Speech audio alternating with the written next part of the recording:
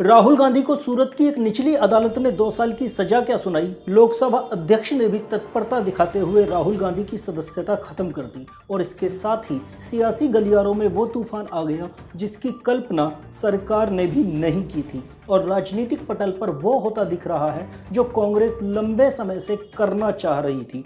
भारत जोड़ो यात्रा से विपक्ष को एकजुट करने की नाकाम कोशिश करती कांग्रेस अब राहुल की सदस्यता रद्द होने के मामले में अपने उस उद्देश्य में सफल होती नजर आ रही है।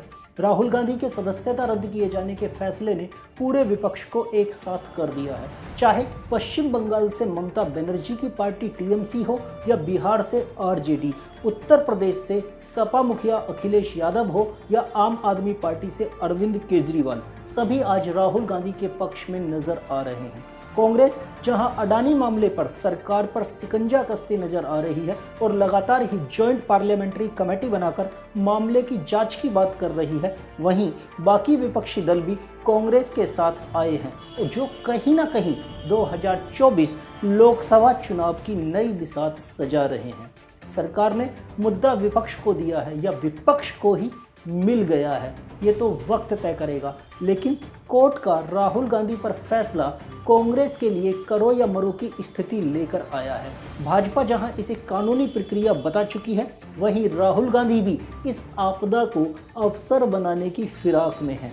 ट्विटर पर अपना बायो चेंज कर राहुल गांधी ने डिस्क्वालीफाइड एमपी लिख दिया है, जो लोगों को भाजपा सरकार की लोकतंत्र को लेकर मौजूदा स्थिति बताने का एक प्रयास है, जिसका जिक्र वो अपने हर एक भाषण में करते आ रहे हैं।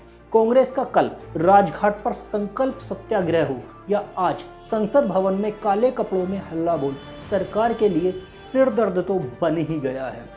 लेकिन सरकार और उनके मंत्री राहुल गांधी पर कभी ओबीसी के अपमान तो कभी सावरकर के माफी के रेफरेंस वाले राहुल गांधी के बयान पर बात करते नजर आ रहे हैं और साथ ही साथ उन्हें निशाना बना रहे हैं। जब प्रेस कॉन्फ्रेंस में एक पत्रकार ने माफी के सवाल पर राहुल गांधी से पूछा कि वे क्या सोचते हैं, तो राहुल गांधी ने कहा था, राहुल जी, बीजेपी के लोग बार बार ये बात कहते हैं कि आपने जब विदेश में जाके भाषण दिया तो उन्होंने कहा माफी मांग लेते, अभी कहा कि कोर्ट में आपसे कहा कि आप माफी मांग लेते। तो जब ये लोग कहते हैं राहुल गांधी माफी मांग लेते, तो राहुल गांधी क्या सोचते हैं?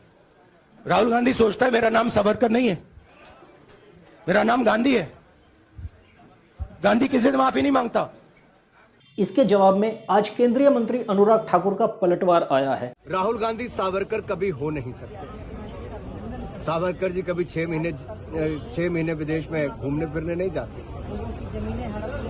हर सेशन के बाद उनको विदेश की यात्रा की छुट्टी नहीं चाहिए। वो समर्पित थे देश की आजादी के लिए, जेल से ही 14 सालों तक। राहुल जी, सावरकर जी का अपमान तो आपने किया ही। अरे वीर सावरकर तो राहुल गांधी कभी नहीं हो सकते, लेकिन भारत की पूर्व प्रधानमंत्री इंदिरा गांधी जी की इज्जत तो बचा लेते, नेहरू जी की इज्जत तो बचा लेते। क्या आपने उनको भी अपमानित साथ साथ कर दिया? इसी सावरकर के माफी वाले मामले को लेकर महाराष्ट्र में उनके सहयोगी उद्धव ठाकरे भी खासा नाराज दिख रहे हैं, जहां उद्धव ठाकरे ने कहा है कि सावरकर उनके लिए देवता समान है और राहुल गांधी बार बार उनका अपमान कर रहे हैं, तो ये ठीक नहीं है। उधर उन्हीं की पार्टी से संजय राउत ने भी राहुल के इस बयान पर विरोध जताया है और कहा है कि मैं दिल्ली जा रहा हूं, सावरकर वाले मामले में राहुल गांधी से खुद बात करूंगा। उन्होंने कहा कि वे राहुल गांधी जरूर हैं, लेकिन इसमें सावरकर को घसीटने की जरूरत नहीं है। ना हमने हिंदुत्व छोड़ा है और ना हिंदुओं ने हमें छोड़ा है। तो पिछले 4 दिन में सियासत के मैदान में जिस तरह अलग अलग रंग देखने को मिल रहे हैं, वे इसी ओर इशारा कर रहे हैं कि क्या महाविकास अघाड़ी गठबंधन जो महाराष्ट्र में हुआ था पिछले साल बाकी रह पाएगा, और मल्लिकार्जुन खड़गे जो संसद से आज सभी विपक्षी पार्टियों को साधने का प्रयास कर रहे थे, आखिर उसके मायने क्या हैं? क्या राहुल गांधी खुद सावरकर के नाम पर उद्धव ठाकरे से अलग होना चाहते हैं? कांग्रेस की वैचारिक राजनीति तो ठीक, लेकिन विपक्ष की आपसी कलह ही भाजपा को फायदा पहुंचाती है। कांग्रेस की क्षेत्रीय पार्टियों के साथ बगावत ही कांग्रेस को कई राज्यों में लगभग अंत की तरफ ले गई है। चाहे उत्तर प्रदेश में समाजवादी पार्टी हो या बंगाल में टीएमसी, अगर कांग्रेस इन सभी क्षेत्रीय पार्टियों के साथ तालमेल बना ले और खुद न लड़कर इन पार्टियों का साथ दे, तो भाजपा को हराने का एक खाका तैयार हो सकता है। परंतु ये इतना आसान भी नहीं होगा, क्योंकि कांग्रेस के क्षेत्रीय पार्टियों के साथ वैचारिक मतभेद और राहुल गांधी की वर्तमान स्थिति उसे असमंजस के भंवर में फंसाने के लिए काफी है। उधर बीजेपी भी सावरकर के नाम पर आक्रामक हो गई है। महाराष्ट्र के सीएम एकनाथ शिंदे ने कहा है कि स्वतंत्र वीर सावरकर जी का बार बार जो अपमान राहुल गांधी कर रहे हैं, इसकी जितनी निंदा की जाए वो कम है। स्वतंत्र वीर सावरकर का देश की ही आज़ादी के लिए जो योगदान है ये सभी को पता है। उनका बार बार अपमान करने का काम राहुल गांधी कर रहे हैं और अनुराग ठाकुर को तो आपने सुन ही लिया है। तो अभी देखना ये होगा कि राहुल गांधी को जो कोर्ट ने ऊपरी अदालत में अपील करने का 1 महीने का समय दिया है, कांग्रेस उसका इस्तेमाल कब करती है। हालांकि राहुल गांधी को उनका सरकारी आवास खाली करने का भी नोटिस मिल चुका है।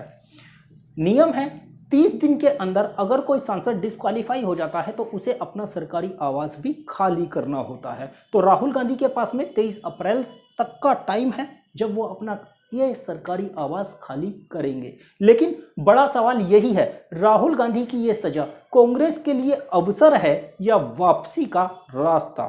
सरकार की ओर से फेंकी गई ये एक गुगली तो नहीं है जिससे राहुल गांधी हिट विकेट हो जाएंगे और कांग्रेस चित हो जाएगी। आप हमारे साथ ऐसी ही और पॉलिटिकल एनालिसिस के लिए बने रहिए। चैनल को सब्सक्राइब नहीं किया है तो सब्सक्राइब कर लीजिए। धन्यवाद।